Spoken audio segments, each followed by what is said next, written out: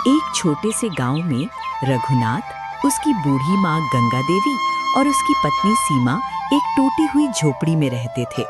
गंगा देवी कई दिनों से बीमार थीं। एक दिन उन्होंने आवाज लगाई, बहू, ओ बहू, सीमा।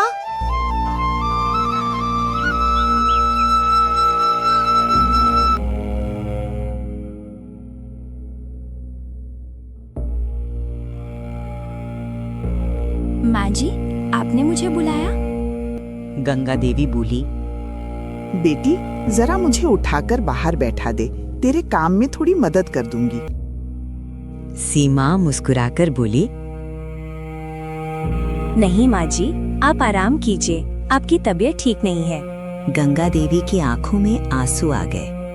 बहू, मुझे तेरे लिए बहुत बुरा लगता है। शादी के बाद भी तुझे कोई सुख नहीं दे पाई। सीमा प्यार से बोली, माँ जी, ऐसा मत कहिए, परिवार का साथ ही सबसे बड़ा सुख होता है। घर में खाने के लिए भी कुछ नहीं था। सीमा बोली, माँ जी, मैं पड़ोस में कमला चाची के घर जा रही हूँ। उन्होंने कहा है कि अगर मैं उनका अनाज साफ कर दूं, तो वो मुझे थोड़ा अनाज दे देंगी। गंगा देवी दुखी होकर बोली, मेरे घर में कभी नौकर काम करते थे और आज मेरी बहू दूसरों के घर काम करने जा रही है। सीमा प्यार से बोली, माँ जी, ऐसा मत कहिए, परिवार का साथ ही सबसे बड़ा सुख होता है। शाम को रघुनाथ काम से वापस आया। सीमा बोली, आप थक गए होंगे, थोड़ा दूध रखा है, चाय बना देती हूँ। रघुनाथ बोला, उसमें थोड़ा पानी डाल लेना, ताकि हम दोनों आधी आधी चाय पी लेंगे। सीमा मुस्कुरा दी। फिर उसने कहा, माँ जी की तबीयत ज्यादा खराब है, आप जाकर उनके पास बैठिए। रात को दोनों झोपड़ी के बाहर चांदनी में बैठे थे। सीमा ने धीरे से पूछा, क्या आपका कोई भाई भी है? फिर उसने पूरी कहानी बताई। उनके पिता गांव के बहुत अमीर किसान थे, लेकिन पिता की मौत के बाद माधव ने अपनी पत्नी रीना के कहने पर सारी जमीन और घर अपने नाम करवा लिया। रघुनाथ और उसकी मां को घर से निकाल दिया गया। जिस झोपड़ी में वे रहते थे, वो पहले उनके जानवरों का तबेला हुआ करता था।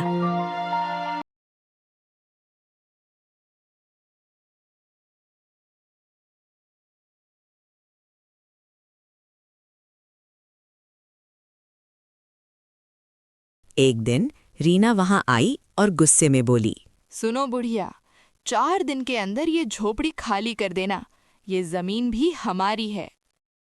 गंगा देवी रोने लगी। शाम को सीमा ने सारी बात रघुनाथ को बताई। रघुनाथ बोला, हम पुलिस के पास जाएंगे। बेटा, पुलिस और वकील सब पैसे वालों का साथ देते हैं। उस रात सीमा को पीछे तबेले से भैंस के जोर जोर से रोने की आवाज आई। वो लालटेन लेकर वहां गई। भैंस बार बार जमीन खोद रही थी। सीमा ने देखा कि वहां मिट्टी में एक पुराना संदूक दबा हुआ है। बहुत मेहनत से उसने उसे बाहर निकाला और झोपड़ी में ले आई। ये वही कागज हैं जो तुम्हारे पिताजी ने लिखे थे। उन्होंने अपनी सारी जमीन दोनों बेटों में बराबर बांटी थी।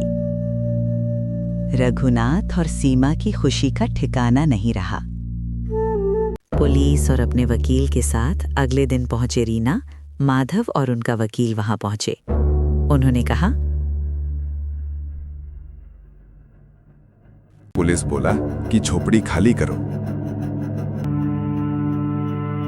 तुम्हें झोपड़ी खाली करनी होगी, क्योंकि झोपड़ी मेरी है। इस झोपड़ी से बाहर निकलो सारे लोग। तभी सीमा ने वो संदूक दिखाया। कागज देखकर सब हैरान रह गए। पुलिस इंस्पेक्टर भी समझ गया कि सच क्या है। डरकर माधव बोला, हमें जेल नहीं जाना, हम बराबर का हिस्सा देने को तैयार हैं। कुछ ही दिनों में रघुनाथ को उसकी जमीन और घर का आधा हिस्सा मिल गया। गंगा देवी बोली, जो दूसरों के साथ बुरा नहीं करता, भगवान भी उसके साथ बुरा नहीं करते। सीमा की मेहनत और ईमानदारी ने पूरे परिवार की किस्मत बदल दी।